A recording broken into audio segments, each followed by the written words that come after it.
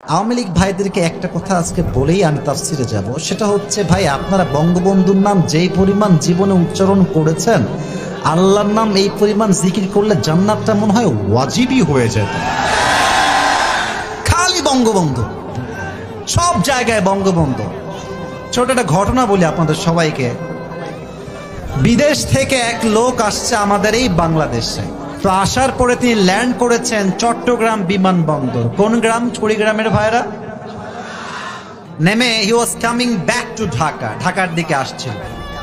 তো দেখছে চট্টগ্রামে বিশাল বড় একটা টানেল, বিশাল বড়।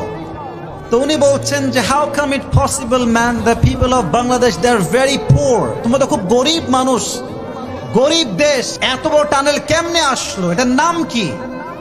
বলছে এটার নাম হচ্ছে বঙ্গবন্ধু টানেল। বলছে তাই নাকি, চলো সামনের দিকে যাই। এবার আসছে ঢাকায়। ঢাকায় দেখছে বিশাল বড় বড় ফ্ল্যাট, বিশাল বড় বড় দালান আর কোঠা দিয়ে ভরা। বলছে what's the name of this place, এই জায়গার নাম কি? বলছে এই জায়গার নাম হচ্ছে বঙ্গবন্ধু অ্যাভিনিউ। বলছে ও আচ্ছা আচ্ছা, সামনের দিকে চলো। আর একটু সামনে গিয়ে দেখছে বিশাল বড় খাম্বায় লাইট, চতুর্পাশে লাইট আর লাইট।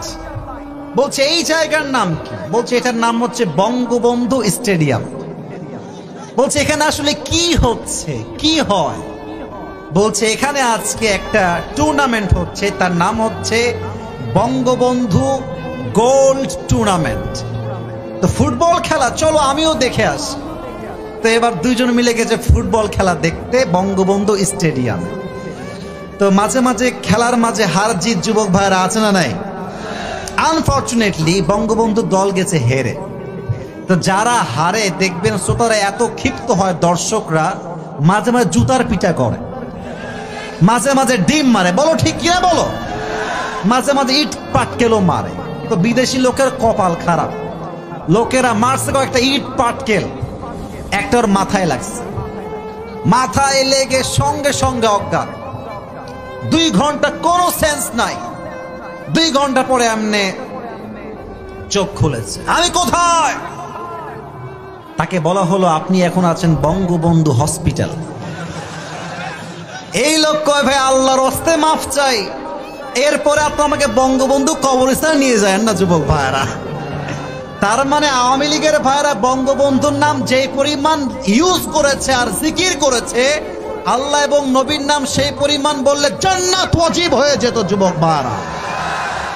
এখন আর বঙ্গবন্ধুর সৈনিক বলে আপনারা বাটপাড়ি করার সুযোগ তার পাবেন না যুবক ভাইরা। এদের জন্য সতর্ক হয়ে গিয়েছে। আমাদের কথা একটা, নবীর আদর্শ আছে যেখানে আমরা আছি। আল্লাহ কবুল করুক, সকলে পড়া আমিন।